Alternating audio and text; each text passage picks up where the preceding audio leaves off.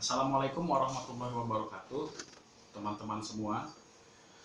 Baiklah, hari ini saya akan menjelaskan sebuah panel yang kami kreasikan sendiri yang dapat berfungsi sebagai pengganti generator set dan juga sebagai support untuk pembangkit listrik tenaga surya.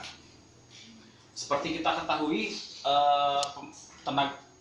pembangkit listrik tenaga surya itu merupakan pembangkit listrik tegangan DC, ya. Ada sistem 12 volt, ada sistem 24 volt, ada sistem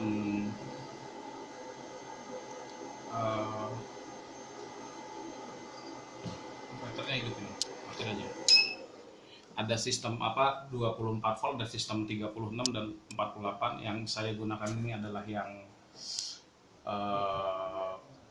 12 volt ya, 12 volt. Jadi kita menggunakan satu buah aki. Ini karena untuk demo saya menggunakan aki kapasitas kecil, ya, aki kapasitas kecil, dan juga sebuah inverter pure sine wave. Kenapa harus pure sine wave? Karena banyak inverter yang beredar di pasaran itu adalah inverter square wave atau gelombang kotak, ya. Jadi teman-teman, kalau apa perbedaan inverter pure sine wave dan square wave gitu? Sebenarnya untuk penggunaan, kalau lebih handal, kita lebih handal yang pure sine wave karena bentuk gelombangnya adalah sinusoidal seperti gelombang di listrik yang dihasilkan oleh PLN, ya. Kalau yang inverter gelombang kotak, dia square dengan frekuensi sekitar 50 Hz. Tapi jika inverter square wave itu kita bebankan ke beban-beban induktif seperti motor listrik, AC, kipas angin yang sifatnya adalah induktif, ya, induktif dinamo, kemungkinan besar perangkat yang akan kita gunakan tersebut akan panas, ya, karena berbeda dengan sine wave. Kalau sine wave itu dia naik turun, kalau gelombang kotak dia cenderung konstan. Jadi otomatis di motor listrik dia akan mengalami panas di starter. Kemudian dalam perangkat ini juga sudah dilengkapi dengan MPPT Solar Charger Control kapasitas 60 ampere.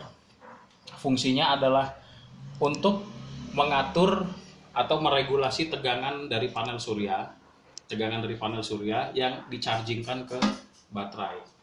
Jadi tegangan dari panel surya, kalau kita menggunakan panel surya sistem 12 volt, umumnya tegangan maksimumnya yang dihasilkan di panel surya adalah 18 sampai 20 volt. Kalau langsung dicaskan ke baterai, maka kemungkinan akan merusak baterai. Oleh karena itu kita pasang MPPT Solar Charger Control yang fungsinya untuk meregulasi tegangan. Jadi jadi penggunanya dari solar panel akan masuk ke pin ini, dan diregulasi di pin ini yang dimasukkan ke solar charger control.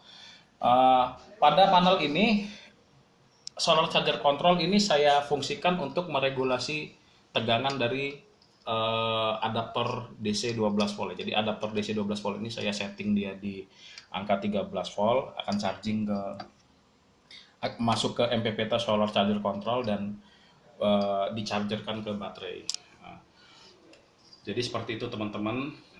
Ini kita bisa mengecek berapa arus chargingnya sekarang masuk 0,4 ampere itu dari sini, dari adaptor DC 12 volt. Jadi dengan perangkat ini, jika kita punya solar panel, maka kita tinggal masukkan kabel ke panel ini dan kita connect ke pin ini.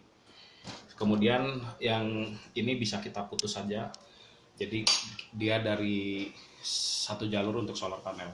Kabelnya sudah saya siapkan untuk ini. Kemudian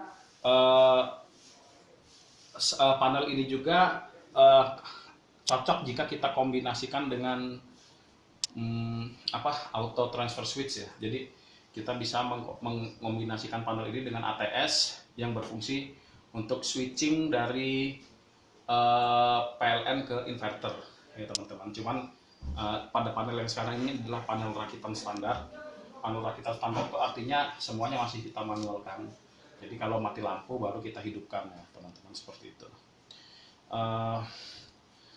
Kita akan coba seberapa kuat inverter ini menarik daya.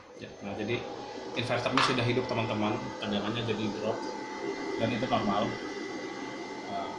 Inverter ini sudah menghasilkan tegangan 220 volt AC. Kita akan coba hidupkan kipas angin ini. Kipas angin sekarang menggunakan daya dari PLN. Akan kita coba menghidupkan dengan inverter.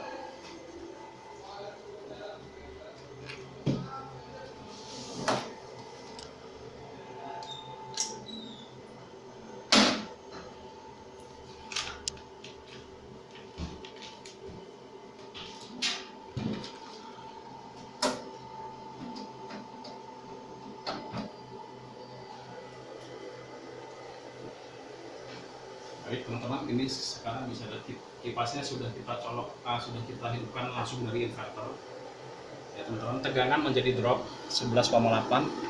Itu normal karena aki jika dibebani maka tegangannya akan drop. Dia menarik arus 4,5 ampere, itu ditarik dari power supply ini. Jadi pada saat ini power supply ini mengcover untuk hidup kipas. Lalu bagaimana jika power supply saya cabut? Tidak akan bermasalah. Kipas angin akan tetap hidup karena yang digunakan adalah daya dari baterai. Ini akan saya cabut power supply-nya. Ya teman-teman, lihat tegangannya drop jadi 11,0. Ya, dan power supply lihat modenya dia mode malam hari alias panel solar tidak ada charging di MPPT solar tadi. Seperti itu. Sampai berapa lama baterai ini mampu mengcover kipas angin ini? Tergantung kapasitas baterainya. Jadi kalau kita kombinasikan panel ini dengan baterai yang dengan kapasitas yang lebih besar, kemungkinan durability dan kehandalannya akan melebihi dengan baterai yang lebih kecil, baterai kecil seperti ini. Jadi fungsi dari panel ini kita bisa mendapatkan dua fungsi. Satu, dia bisa kita gunakan sebagai charging untuk UPS ya, sebagai UPS untuk backup PLN pengganti genset. Yang kedua, jika kita mengkombinasikannya dengan solar panel, maka kita akan mendapatkan pembangkit listrik tenaga surya, tentunya dikombinasikan juga dengan baterainya teman-teman. Oke.